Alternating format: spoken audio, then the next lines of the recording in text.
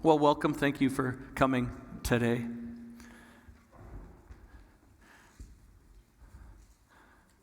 I'm just centering my thoughts. There's some things, if you do follow on our live stream, we've had some issues today.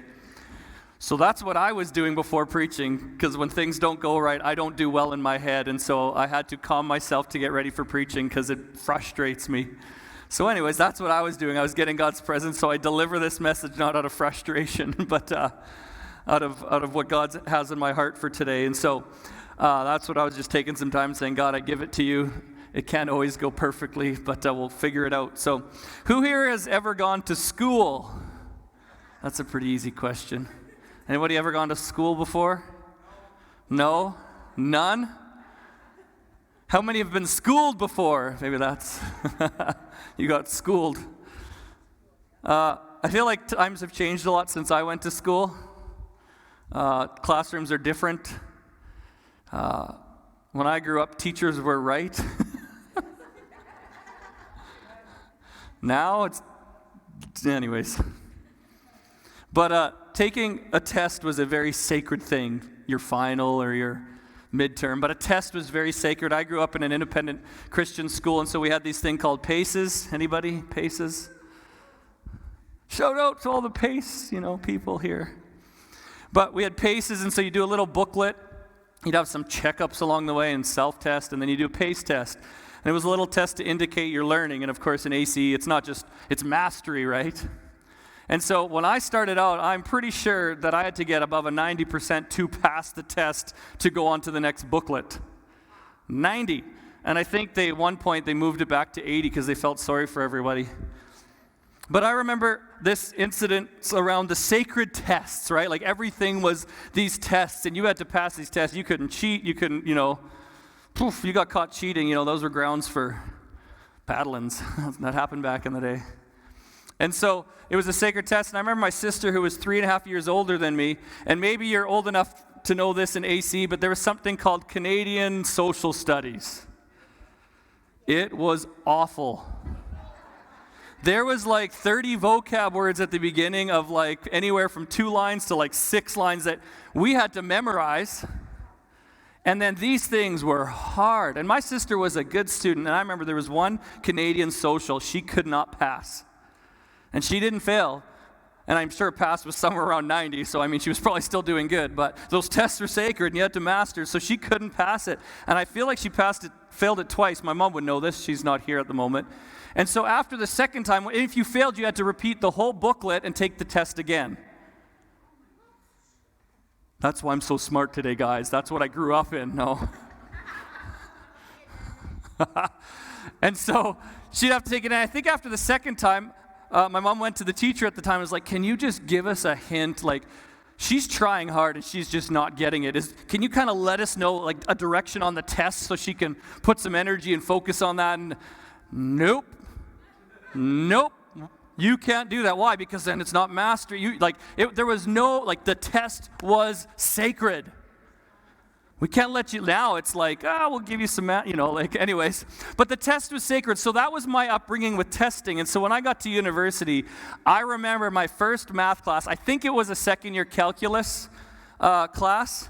But I think calculus was designed, if anyone's taken calculus in university, it was designed to sift through all the first years to see who was really serious about university and engineering or, anything with the sciences or being a doctor. Like half the people dropped university who had aspirations for math or science or engineering because of that class. It was very difficult. But I remember, I think on my second year, the professor came up and he said something that just rocked my world. And he said this. He goes, I'm going to allow you to bring a cheat sheet into class. And all I heard in that was cheat.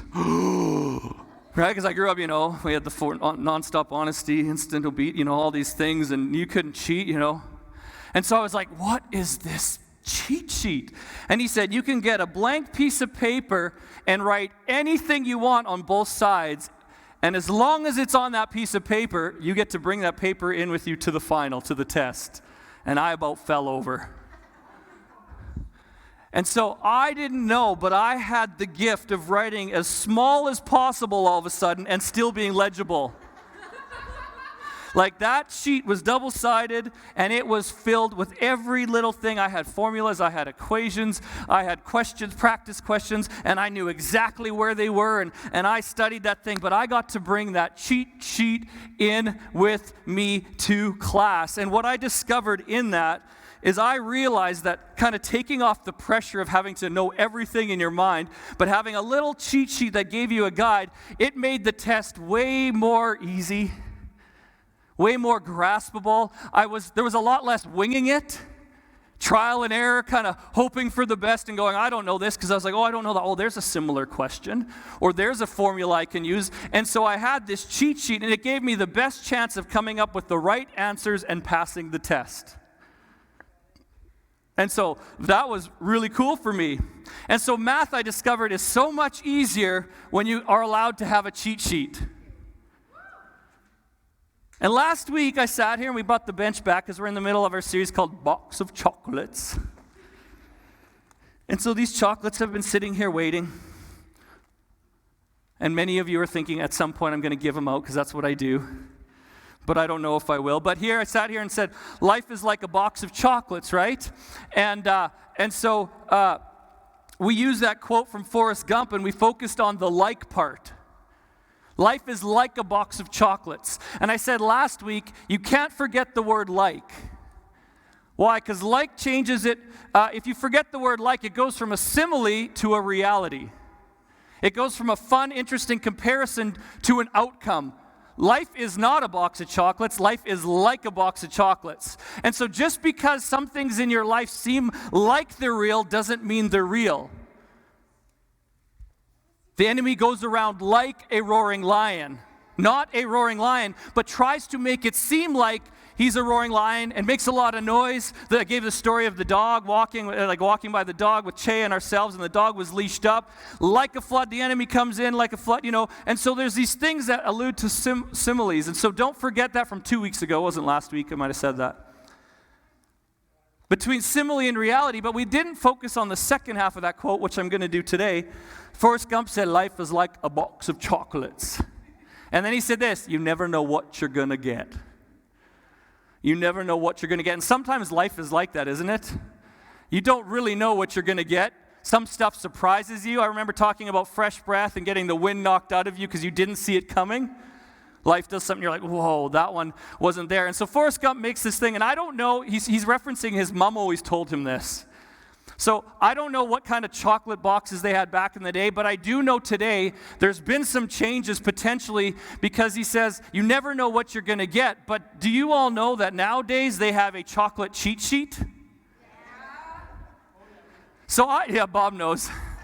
I remember back in the day, whether I didn't use the cheat sheet or not, but I would just, you had to bite, and it was trial and error, and you'd be like wanting a chocolate, this one looks good, and you'd bite in, and like I said, you get coconut instead of caramel, and you'd be like, oh, that's gross, And so you had to do it by trial and error or by making mistakes. But then they invented this, and a lot of them started inside where they actually have a cheat sheet, and now they actually put it on the back. Most have it on the back or both, and so this one says mocha cream, vanilla caramel, pecan caramel, orange, truffle, chocolate caramel. And they give a picture of it. So now when I go into these chocolates, I'm not just sitting there trying to guess at the answer or the chocolate that I want. I can use the chocolate cheat sheet, and so it won't be like Forrest Gump said, you never know what you're going to get. If you have a cheat sheet, you know what you're going to get. If you have the answers on the back, you've written something, you know what you're going to get. And so, like math is so much simpler with a cheat sheet, eating chocolate is so much better with a cheat sheet. You don't have to have, I just remember biting and being like, oh, that's not coconut. That was the one. Coconut. And so it was so much better because you're not experiencing the chocolates by trial and error, by winging it. By biting into it and then going, that's not what I wanted. So if math is like that and chocolates are like that, I would like to propose to everyone today that it would reason that even life could be better, could be more purposeful, could be more stable, could be more successful, could be just better in general with a life cheat sheet. A cheat sheet for your life, so that when you encounter difficult decisions, when you go through stuff, when circumstances happen, when there's tests. Anyone ever been through a test? You feel like life is testing you? When you're about to encounter the test, instead of winging it and doing trial and error and going, you never know what you're going to get, maybe you should have a cheat sheet, much like a math test or eating chocolates, that gives you some pointers so you at least know how to attack that question. Right? Some of you are like, yeah. So a life cheat sheet. So you know that there's going to be tests and trials and difficulties that you're going to go through. Can I get an amen? No. It's going to happen. I'm not hoping for them, but you're going to go through them. Your marriage is going to be tested. Any marriages been tested here if you're married? Yeah? Your patience is going to be tested. Anybody ever tested your patience?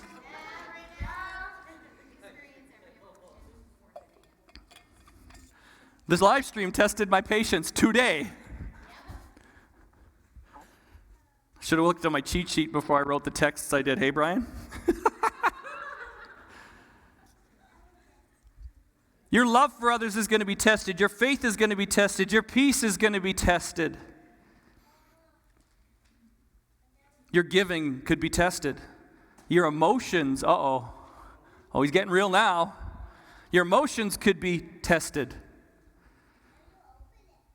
Being part of this church or a church could be tested. There's going to be tests that turn up the heat in your life, put the pressure on. And so I want to tell you today, this is the main point, that's the landing for the rest of what I'm going to do. When life turns up the heat, don't get caught without a... Hey, you guys are learning. I didn't even have to, well, maybe it went up there and you read it quick. But I thought you knew I'm going to rhyme it, so you already were there. When life turns up the heat... When those tests come, when the tests turn up the heat, when pressures come, when circumstances come, that's not the time to be going, I need an equation, I need a formula. You probably want some pre-written down things on your cheat sheet so you at least know how to address those things. Amen? When the math test is on and you're doing calculus, that's not when you want to start studying. And going, I didn't prepare, and winging it, and going, I didn't know what I was going to get. Because you can have a cheat sheet. So simply, I'm going to go through this 5 categories and subsequent questions for your cheat sheet. This is what's on mine. You may have a little bit different. This is what I put on them. I picked 5 categories. These are things that should be on everyone's cheat sheet. So the first one is, number 1. It's on my sheet here somewhere. Thank you to Nathan, my intern for this time. He filled out the rest of this cheat sheet. He wrote some really funny stuff on here, but he was taking my notes and doing some fun stuff. But number 1, it's small. You don't have to read it, but I'm just showing on you. Here's the first category that you should have on your cheat sheet: finances. Finances. And by finances, I mean this: any decision that you make that affects your finances. Your financial income. What kind of job should you take? Do I upgrade my education to get a better paying job to help me here because it provides more? How many hours should I work? Do I do overtime? How much should I give? Should I tithe? Do I buy this lottery ticket? Do I buy this new dress? Do I upgrade my car? Financial decisions. 2 Corinthians 9:6 says this: Now I say this, the one who sows sparingly will also reap sparingly, and the one who sows generously will also reap generously. Now that word sow means to scatter. They didn't have the big tractors back in the day that sow, and so to scatter. But it has this idea of stretching out the arm, and then quickly and jerkily. But this idea of stretching out your arm, so I want you to think beyond just that, but any place where you stretch out your arm to help someone, to give, to be kind, if you do it sparingly, you get it back sparingly. But if you reach out your hand and you're looking for opportunities to sow and bless and do it generously, you will reap generously. Here's cheat sheet question for finances. Here is the cheat sheet question for finances. You ask yourself this question when you're dealing with finances: does this help me to be more generous? I have that on my cheat sheet. When you're dealing with finances, this should be your cheat sheet question when you're making decisions. Does what am I about to do help me be more generous? people are deeply thinking and pondering this or not liking it. I don't know. Does it help me be more generous? Now, just to ease some of you, generosity is not just about money. It could be with your time. It could be with your words. It could be with your affection. It could be with your heart. It could be with your listening. It could be how you live your life. It's not exclusive to money, but generosity does include money. And so for the sake of this, with the cheat sheet, we're talking about finances specifically, but generosity is so much broader than just that. But questions you ask about generosity when dealing with a decision: does this help me give more? Does buying this help me be more generous? Does giving this help me be more generous? Now, I need to help some people here. And some of you need to listen potentially to this because it might land where you're at. You cannot give what you don't have. So I know there's some people, whether it's a love language or they're givers by nature. And so they want to be generous. And so I see people like giving things and doing things, but later in the month they can't pay their bills. Let me help somebody here. You may have a heart for generosity, and everyone should be generous and want to give. But if you've had some issues in your life with stewarding your money, then you may have to steward where you're at before you can be generous with where you want to be. And we're going to talk about a massive series coming up, I think next January, about stewardship, like 12 parts. I've been sitting on this for 1.5 to 2 years. But stewardship is doing something with what is someone else's. You take care of it and you grow it and you multiply it. But the thing is, if we want to be generous, then I'm not saying give things you don't have. And so if you have a desire to give stuff, but you've racked up a lot of debt and it inhibits you from giving and being generous, you need to steward that so you can get out of that situation so you can step into generosity. And here's what we find ourselves. People with generous hearts might tend to try to do this. Because you wish you could be generous, instead of trying to steward your way to generosity, you try to gamble your way to generosity. Well, it got really quiet. So all of you might have big addiction issues with gambling. No. But by gambling, I mean this, right? I'm going to make these high-risk investments so that I can give more. I'm going to do this get quick rich scheme. Get rich quick? Get quick rich? Get rich quick scheme. A scheme that wants you to get rich quickly. If I do this, then I'll have enough money. Then I can do this. If I buy this lottery ticket and I win the millions, guess what? Listen, someone needs to hear me this morning. If you can't steward where you're at, you ain't going to steward what you get. Oh, I'm going to say that again. If you can't steward what you have and the money you have, then if you get 2 million of that, then guess what? It's just more money, more problems. You've heard it. You ain't going to be stewarding when you get all that. And we can do stats on that. People that win millions of dollars end up bankrupt and worse off than when they won it. Why? Because they didn't know how to steward.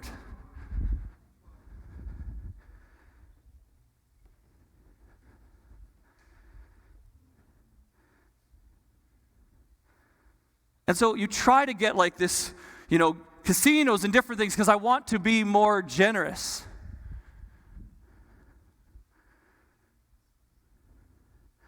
But just quickly, and everybody knows this, when it comes to gambling, guess what? The house always wins. The very premise that casinos and lottery and anything, investments, is somebody's getting enough money to make a profit off of the people gambling. And I just need to throw this out there. Even if you do win, again, if you buy a lottery ticket, you're not going to hell. But I'm saying, does those purchases help you be more generous? And sometimes people think, of course they will, but do they really? But if you're winning, guess where that winning is come from? Other people doing what? Losing. If you're winning, that money, this is my famous statement, it's got to come from somewhere. And I promise you, the casino isn't investing their own money. So if you are winning, that's coming at the expense of someone else losing. Christian, If you are winning at the expense of someone else losing, is that winning Christ's way? That's for free. I'll get off that. I don't know why I'm on that.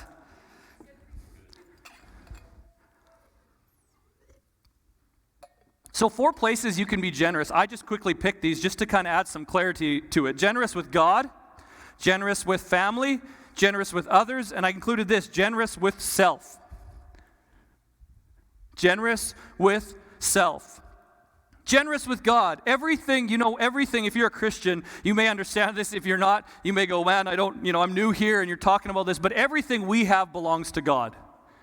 We are indebted to Him. The price Jesus paid on the cross, our sin, everything should have been taken to us. So it is all God's already. We are just stewarding it for Him. I'll preach on that later. So, if you want to be generous towards God, God says, all of it is mine. But God actually goes, you know what? I understand that there's going to be seed for sowing, bread for living. You should have some savings. So all I ask in return as a demonstration for generosity towards me is this thing called a tithe. He goes, I could ask for 100%.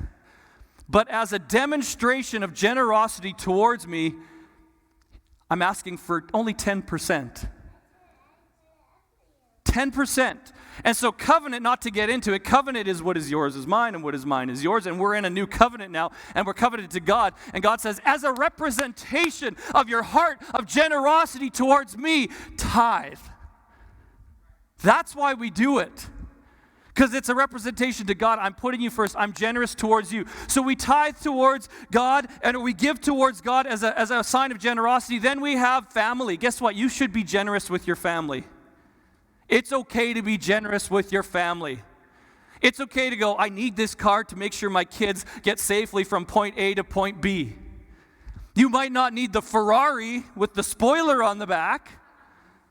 I have yet to buy a motorcycle. That is my heart's desire. I have my motorcycle license, but I haven't done it because guess what? It doesn't really help my generosity with my family. It's very impractical. I can only ride it a few times, months a year, and I can't bring all my kids to school on it. That would, in some countries they do, they pile you up on there. But we wouldn't be able to do that. So I go, you know what? It doesn't help my generosity with my family, so that's going to prioritize. Now, maybe there's a season as we do the other one, generosity with yourself, where it fits. So family, it's okay to be generous with them. It's okay to be generous, and you should be generous with others. Giving and generous with others, and then with yourself. It's okay to buy yourself that new outfit. It's okay to get those lashes, right, Kristen? She was posting about them, so I saw them this morning, right, on Instagram. It's okay to do some of that stuff. But what I'm going to say is if your generosity is in one area at the expense of some of those other areas, your generosity is out of alignment. So if everything in generosity is about yourself, but you don't think of God, family, or others, it's out of alignment. If your generosity is with family or with others, watch this. You ready for this statement? If your generosity with God is out of alignment, if it's all on God, it's out of alignment. I'm going to say that again. If all your generosity is just for God, it is out of alignment. Because I said, God even said there's seed for sowing and bread for taking care of things. If you give 100% of everything you have and just don't forget about the rest, guess what? It's out. Your generosity is out of alignment. God doesn't ask that. He asks for 10%. All right, everyone good? Yeah. So that's all off cheat sheet on finances. And so if we've spent some money, we've been generous in one area over another, it affects the other areas, and we can't be generous in other areas because it's already accounted for. I talked about that with debt. We'll mention that one more time. I got to move on. You guys are listening too well. Buckle in. It's going to be a little longer today. 2 Corinthians 9:7, each one of us must do just as he's decided in his heart, not reluctantly or under compulsion, for God loves a cheerful giver. Quickly, 3 things about generosity. Generosity is not about an amount. It's not about amount. Generosity does not happen accidentally. It says here, they've decided in their heart. And generosity is always done cheerfully. It's not an amount, it's more about an attitude. You can be generous with 10 cents. You could be not generous with $10,000. It's not an amount, it's an attitude, and it's something that it says they've decided in their heart. I put this, you cannot be grudgingly generous. If you feel compelled to ever give here, don't do it. Unless it's by the Holy Spirit and God. But if you feel like He's putting pressure on, don't do it. Come ready, planning to give, being generous. All right, so generosity in terms of your finance. When you're making any decision, whether it be a job, whether it be buying something, whether it be giving something, ask yourself this question: does this help me be more generous with God, with family, with others? All right, that's on the cheat sheet. Number 2, we got to move. We've got to move. Number 2, relationships. These are your friends, family, coworkers, your spouse, your sister, your brother, your church. Matthew 7:12 says this, "In everything, therefore," you've probably heard this in many different ways before, "treat people the same way you want them to treat you. For this,"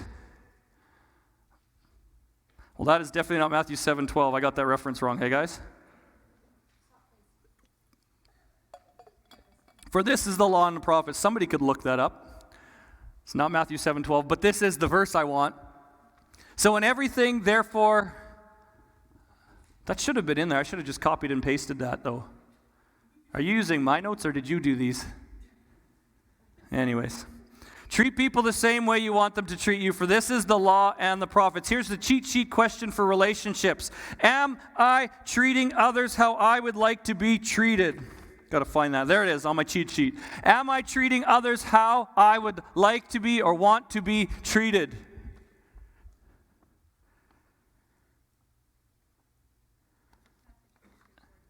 Matthew what? 22:40. I can't be that far off, eh? Golly, that's a whole nother.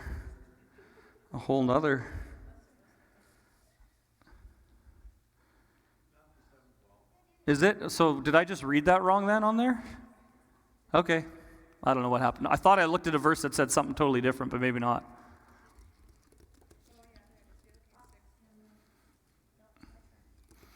Here's what I want to say about that point. Treat others how I'd want to be treated. Listen, this does require a base level of self-awareness. Okay, understand. Treat others how you want to be treated. I'm not going to get into it, but if somebody has a bad image of self, or has, hurting people hurt people, right? And so if there's some fundamental things of how you see yourself wrong, then it's when you say treat people how you want to be treated and you feel like you should be treated like garbage or something, then that's another message, and we have to address that. But we're basing it on some good self-awareness, and somebody has self-esteem enough to feel good about themselves and how they should be treated. I'm not saying everyone has that, but you could get off in this verse in some places and go, if this person doesn't want to be treated well, am I supposed to treat them badly? Right? And so some of that, and working through that, that's another message, but I just wanted to point that out. So here's some questions around that. Would I want what I'm doing to be done to me? What I'm about to do, would I want that same thing to be done to me? Would I want what I'm saying to be said about me? Oh, yeah. What I'm saying about this person right now, would I want them saying it about me? Would I want what I am or how I'm judging this person to be judged about me? Am I forgiving like I want to be forgiven? Do I show mercy like I would like to be shown mercy? Am I giving like I want to be given to? Can I let go of that grudge like I hope someone lets go of a grudge on me? See, it's a great thing to have a cheat sheet in your relationships, because guess what? There's going to be times that the heat's going to be turned up in a relationship in your life. And someone's going to anger you. Someone's going to say something you don't like. Someone's going to hurt you. Do you know that at some point, as I am lead pastor of City Center Church, I most likely will say or do something that offends or hurts you? Just get it out now. Maybe even, hopefully not weekly, but monthly. And you are going to do a whole lot of things that annoy me. No, I'm just kidding. But I'm going to do something. Guess what? If you've been married for 12 seconds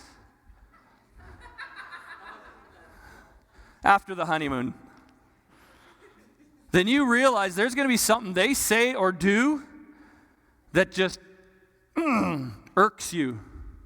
And you're going to want to say or do something back that irks them equally the same. Anyone been there? Oh, no, you didn't. Well, yeah, you never. You always. Right? You're going to have a coworker that's going to get on that, your last nerve. It's fraying and they step on it. Parents, I said this, if there's any teens in here, guess what? Teens, your parents are going to put some rules and some instructions and some boundaries on you that you're going to dislike. Right, Aylin?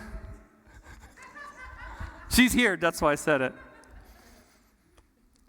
And so teens, are you going to treat them how you want to be treated? Are you going to talk back? Are you going to push back? Parents, are you going to push in some places and ground for 6 weeks because you're frustrated of that moment? Or are you going to treat them how you would want yourself to be treated maybe in that situation if you were put in their shoes? See, because when these moments happen, if you don't have a cheat sheet, you're going to think of this, payback. In a relationship, you're going to think of, I want to give them the cold shoulder. I'm going to give them the silent treatment. I'm going to passively, aggressively hint at stuff until they finally get it, of how much frustration I'm having at this. I'm going to let everyone know on social media how awful this person is towards me. Come on. I'm going to post about this, my frustrations to this, doing this. I'm going to yell and curse in the middle of the street. I saw that we were cleaning up a couple weeks ago. 2 people just going at it. I had to break up a fight. Guy was just going at a girl. They were not treating each other how they would like to be treated. Another aside, I don't have time for asides, but I'm going to keep them in. I'm not talking about dysfunctional or harmful relationships here. Okay, there's just some people that need to get their stuff worked out in their life. And so if you're getting harmed, it's dysfunctional, abuse is happening. I'm not saying, keep treating them like you want to be, get help. Go to a safe place, talk to someone, get some help. I probably going to preach on this coming up, but this idea of you can't help yourself by yourself. That thing's for free, but that thing has a lot in it. You can't help yourself by yourself. So if you're going through something that's not a healthy relationship, get help. You can't help yourself. So you need a community, you need a counselor, you need a pastor, you need help. And that's okay. And so these dysfunctional relationships aside, here's a great way of approaching relationships. Matthew 7:12 in the Message says this: here's a simple rule of thumb guide for behavior. Ask yourself what you want people to do for you, then grab the initiative and do it for them.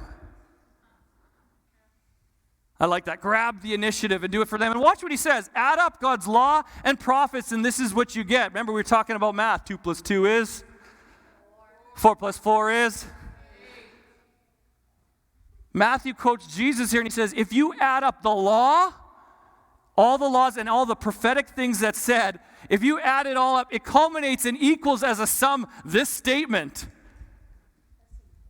treat others as you'd want them to treat you. That's an amazing verse. And so just to extend this, these last 3 points are not quite as long, but just to extend this idea of treat others how you want to be treated, how many of you have read 5 Love Languages by Gary Chapman? Is that who writes it? The 5 love languages, it's understanding the relationships in your life and how people want to be loved. I would add this as an extension on this verse. I think there's a next level where it says, treat others how you would want to be treated. I think this: why don't we treat others how we know they would want to be treated? See, the idea of love languages is sometimes we're trying to love others and treat them how we think we should be loved, but we're missing the way they want to be loved. So an extension of this is treat others how we know they want to be treated, or love others how we know they want to be loved. Treat others as you know they would feel loved by this treatment. That's next level. I understand my wife is going to like this, so I'm going to do that. I'm not treating her how I want to be treated. I'm treating her how she would like to be treated. Anyways, it both works, but I just thought that was a good thought. All right, we're going to leave that. Number 3, plans. Plans. I have this on my sheet. Where's my plans? Here they go, down at the bottom. Plans. This is on my cheat sheet. So when you're dealing with plans, whether it's a big complex life decision or a simple daily decision, this could be the hopes for your life, the direction you're taking, who you're going to date or who you're going to marry, where to send your kids to school, how to raise your kids, what kind of discipline to do, where to go out for supper, where to live, where to work. Should I move my family across the country to go take this job? My priorities, my schedule. When dealing with questions about your plans, Jeremiah 29:11 says this, "For I know the plans I have for you, declares the Lord, plans for prosperity." Look at your neighbor and say prosperity. And not for disaster. Look at somebody else and say not disaster.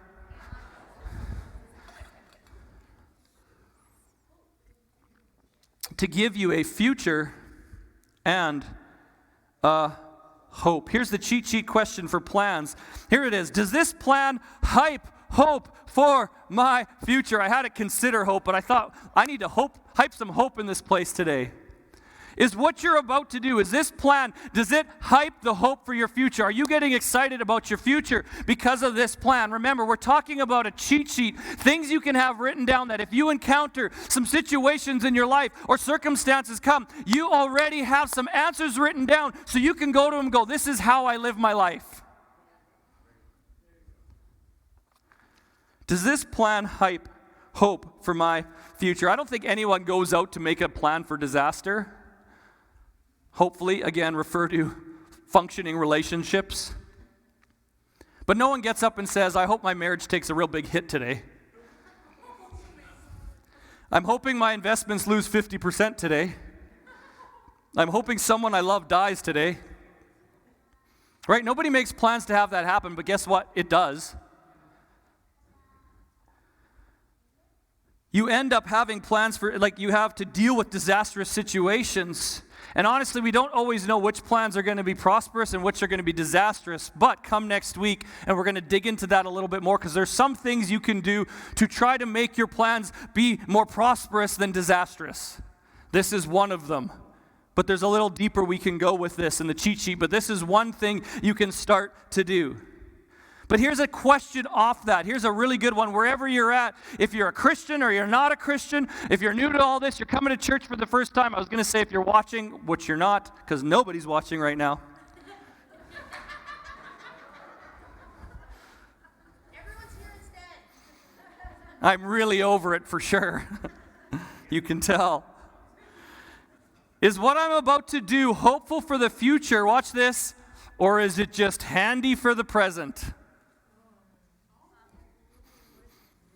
Is what I'm about to do hopeful? That is not the point yet, but you can put it up. You're a little early there, Xavier. Take it off. Take it off. I'm not there yet.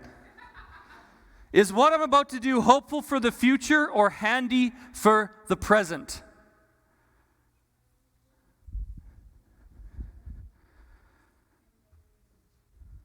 Does this person I'm going out with give me a hope for my future, or are they just handy for my present? Does buying this car give me hope for my future, or does it handicap my present? Because it was handy for my present.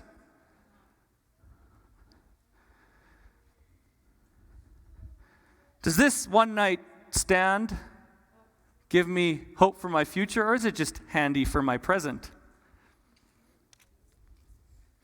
Now you can throw it up, Xavier. What is handy for the present is often not hopeful for the future.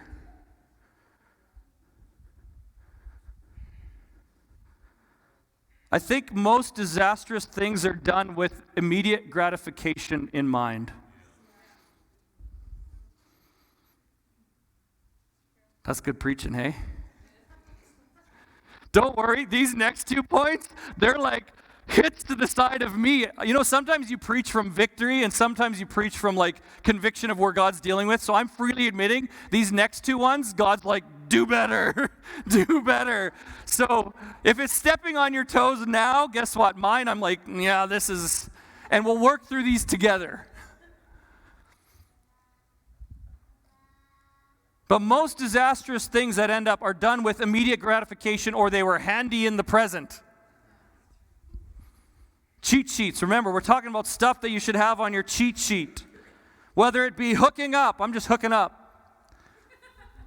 Pawn shops, I'm going everywhere today. Is that trading that helpful for the future? Hopeful for the future, just handy for the present. How about bank day loans, right? Those things? Is that hopeful for your future or handy for the present? How about rent-to-own stuff? Stop buying TVs on rent-to-own. Did I just hit everyone now? I really wish this was going out. I could tick off way more people. Remember I told you I'm going to do that, so. Oh, it is? Did you hear that? No. Hey, good job, team. Yeah, that was the movie quote from before. Thank you for fixing that. Oh, Maury's up there. That makes sense now. It was, oh, Scott. I better give Scott his, look at, he's like, what? Thank you, Scott, for fixing that. Let's give Scott a hand.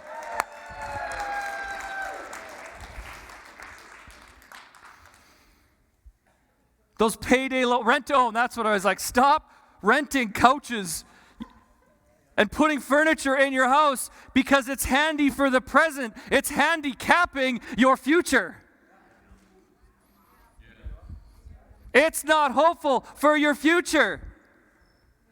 It's immediate for gratification, and it usually ends up in disaster of some sort, financially, plan-wise. Anyways, I'm getting to beyond my notes. If you're a Christian, that first part was for anybody, Christian, non-Christian. Man, you're new online here and you're going, man, I don't know anything about Jesus, but that can help your life. Here is if you're a Christian. This is the question you need to ask. Does what I'm about to do give God more hope for my future? Christian, is or what you're about to do, does it give God more hope for your future? Listen, it says, God has a plan for you, thoughts of prosperity and not disaster. What? To give you a future and a hope. Is the plan you're about to make, does it give God hope? Does it hype hope for your future? Psalm 37:23 says this, the steps of a good person, a righteous person are ordered by God. There's some steps God has for you, Christian, that are ordered, that lead towards prosperity, that lead towards hope, that lead towards a future. But if you miss that, you're going to walk towards disaster. So you got to ask yourself this question, is this person I'm dating part of God's order for my hope-filled future? Is this city I'm moving to part of God's order for my hope-filled future? Is this one-night stand part of God's order for my hope-filled future? Is this church I'm going to part of God's order for my hope-filled future? Is this thought I'm having part of God's order for my hope-filled future? Is this emotions I'm feeling part of God's order for my hope-filled future?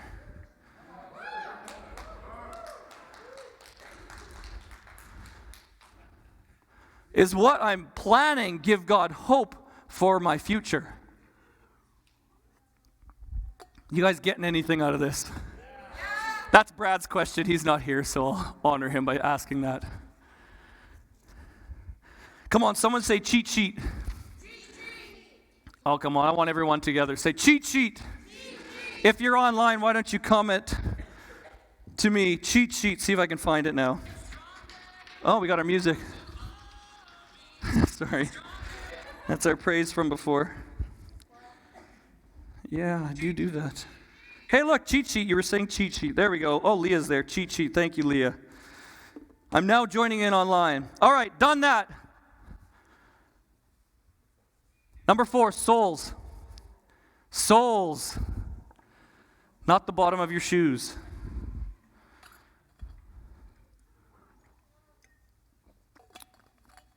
I learned growing up, your soul is your mind, your will, and your emotions.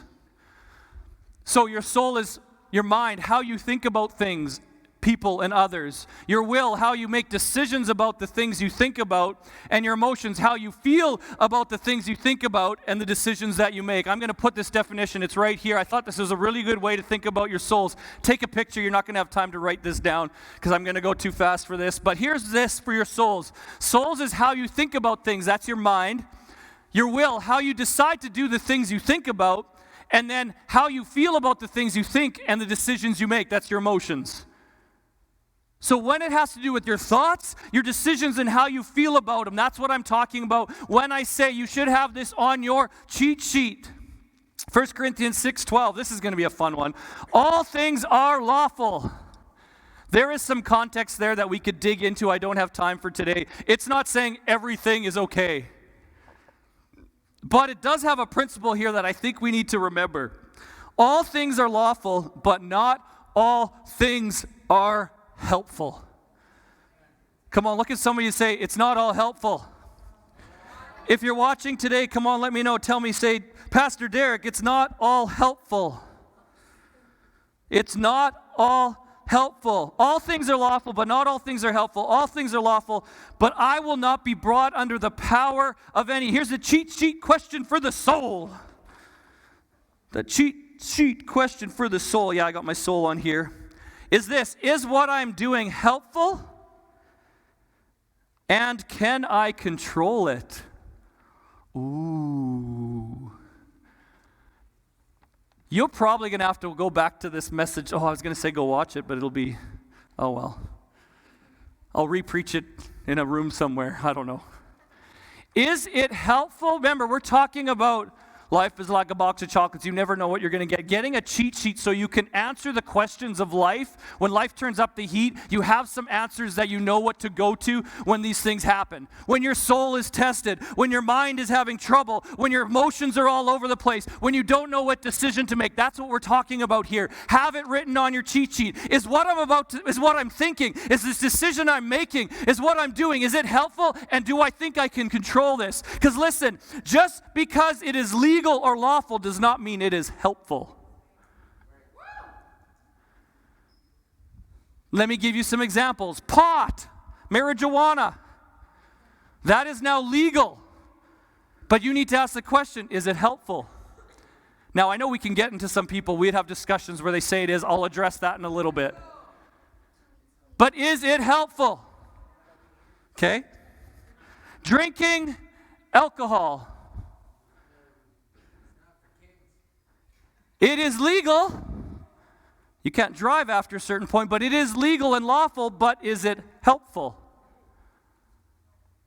You don't have, this is rhetorical, like you don't have to confess, I think it is, I think it's not. And we can get deep into the pot on like, was it the thing that makes you high versus the natural healing remedies of it. There's some discussion there. But asking, is it helpful? How about debt? We talked about that. It's legal, but is it helpful?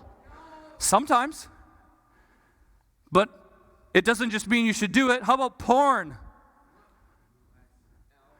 Some is very illegal, but some is lawful. Take that as you will. But is it helpful? I told you, I'm getting everyone today, hey? Social media. Social media. Yeah, I don't know why I did that, but I just spice it up because I'm going long. I kind of make sure you're listening. Social media. It is legal and lawful, but I'm telling you, it's not always helpful. Young person, teenager, young adult, those likes on social media, they're lawful, they're legal, but going after that or, I'm getting off, but doing that certain video, wearing that certain thing to look that certain way, it could be legal, but is it helpful to you, to your future? Netflix, Amazon Prime, Crave, Paramount, there's a whole lot of them now. None of them wrong or illegal, but are they helpful? Eating, this is where it starts to hit me. Eating, we'll get into it even more. But eating, it's legal. You're not going to get arrested if you go to McDonald's every day for 31 days straight. That's right. That was a movie. But is it helpful? No. Drinking. But Pastor Derek, you already did drinking. Oh no, you didn't let me do the second thing. Drinking. Coffee.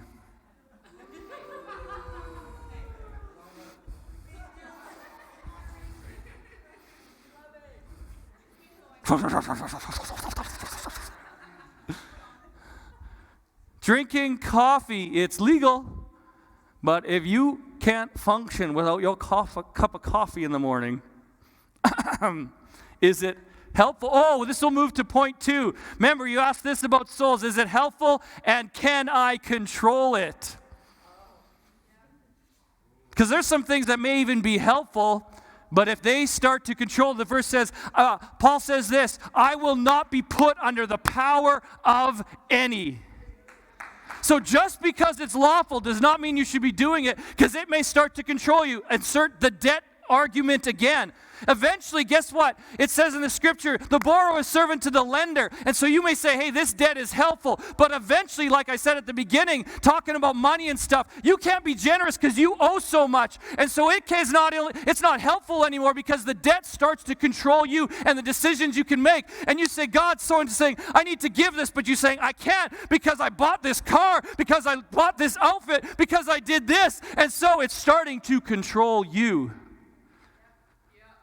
Oh, I know people aren't sure how to feel right now, hey? Do we shop to cover issues in our life? Do I eat because it makes me feel good because I'm going through a stressful, heated time in my life?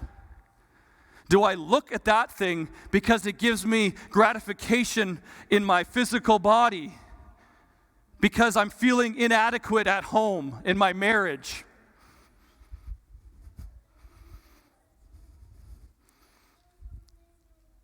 Do I do this as a control mechanism for something else?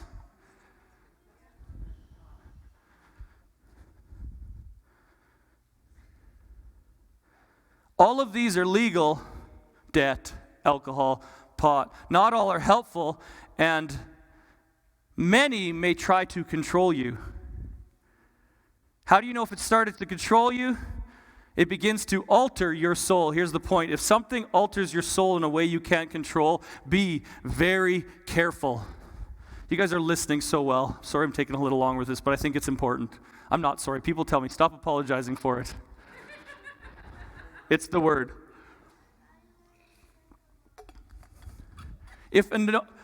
If something alters your soul in a way you can't control, be very careful. I don't know if I have that, Xavier. Thank you. If something alters your soul in a way you can't control, be very careful. Now, initially I wrote this. If something alters your soul in the way you can't control, stay away from it. But then I had a discussion with someone as I was pondering it. There potentially could be things that alter souls that are helpful, and you may need to go, because I don't want this to be misunderstood. For instance, somebody who's dealing with ADHD, there's medication right now that is helpful that alters the soul a little bit for kids. We can get into the discussions around that, or there could be anti-depression medicine, things people are taking that alters or adjusts the soul. If you are, your kids are on ADHD, or you're dealing with some things and you have some medication to help with depression, I'm not saying go off of it, don't. Stay on it. You can't help yourself by yourself, right? So I'm not saying that, but I'm saying anything that does that, you got to be careful. But here's the questions you want to ask, because I've taken Tylenol with codeine before. I had surgery on a tooth, and they had to cut a bunch of my jaw out and things, and I was on codeine, and I was looping out.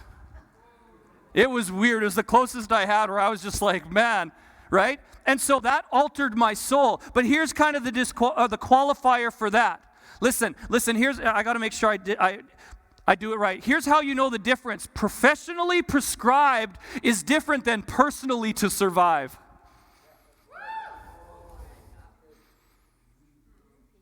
Professionally prescribed is different than personally to survive.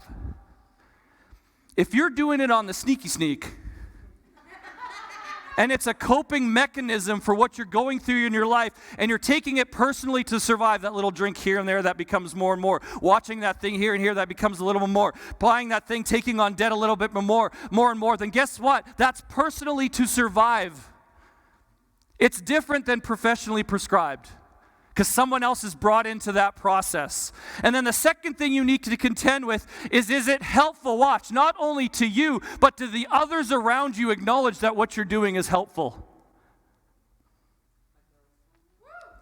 So is that thing you're taking, is it helping you? But others around say, yeah, that's helping, right? And it's helping you in that way, and it's not necessarily starting to control you. Okay, so I wanted to put that disclaimer in there, or that understanding about this. If it alters your soul in a way you can't control, be careful and do it in a professional, supervised context if you're going to step into some of those things. Make sense? All right, someone say cheat sheet. We're coming to the last one. You guys have listened well. This one's quick. This one hurts, so I went over it really fast because it hurts. Hurts me.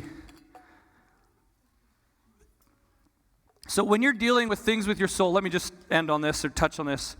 How you think, how you decide, and how you feel about it, you need to ask the question on your cheat sheet. Is it helpful? And then can I control it? Or is it starting to control me? Number 5, your bodies.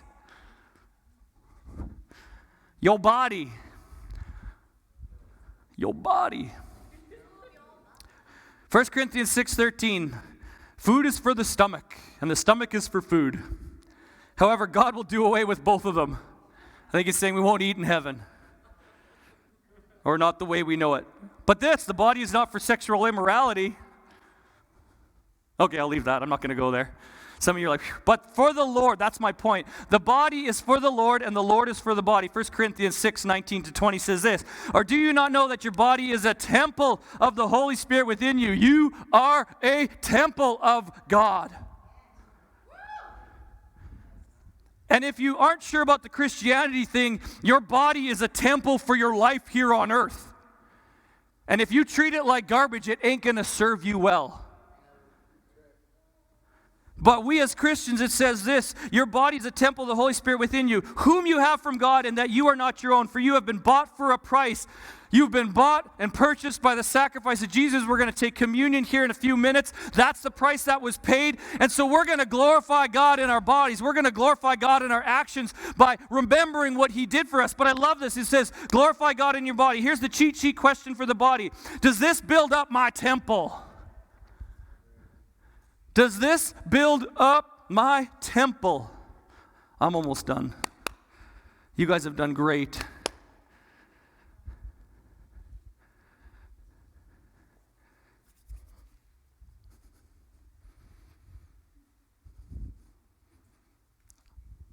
I wish I could read faces.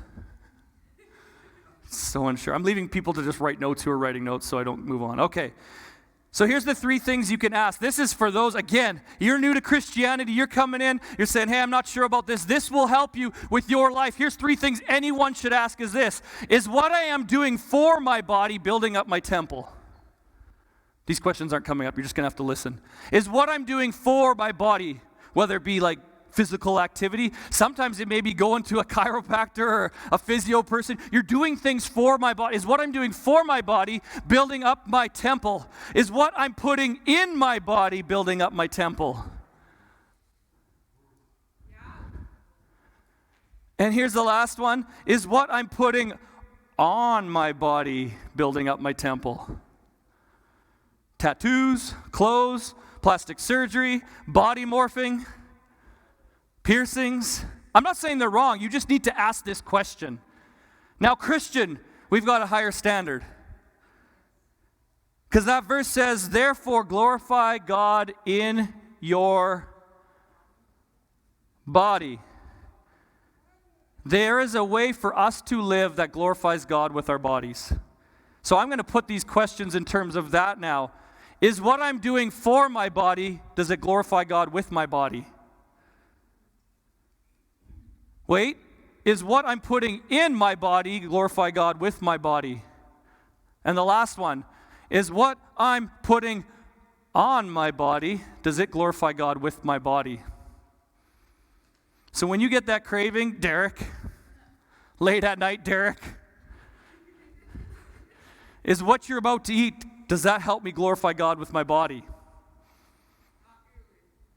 When you're getting a crazy idea about something to do with your body and all that, again, none of these are wrong. Remember, go to number 4. All things are lawful, potentially not all things are helpful. Does it glorify God with your body? You want to do some body morphing? Ask the question, does this glorify God with my body? When you're getting ready to pull out that certain outfit, that shows off the right curves and the right you know what. Guys, that right muscle shirt or that, that thing that makes her look at you like this. You have to ask this question. Is what I'm putting on this body, is it glorifying God with my body? I'm just going to go and then we're done. Because you guys can all leave and you can have a breath. And I'm going to make this along with posting on social media. Is what I'm about to post, does this glorify God with my body? And then I'll do it this way too. Is what I'm looking at glorifying God with my body? Do we consider that when we're about to do it? Does this glorify God with my body? It may. I'm just saying you need to contend with that. I'm not going to come up to you and say, that does that. You need to contend with that, but you need a cheat sheet that asks that question. Because if you don't, you're not going to get the answers right. You're going to get some wrong places. Music team, come on up. 1 hour. I have not preached for an hour for a long time.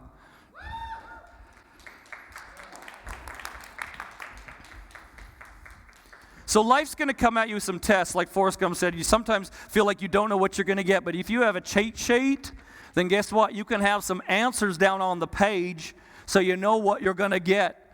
You can tell the chocolate before you bite into it.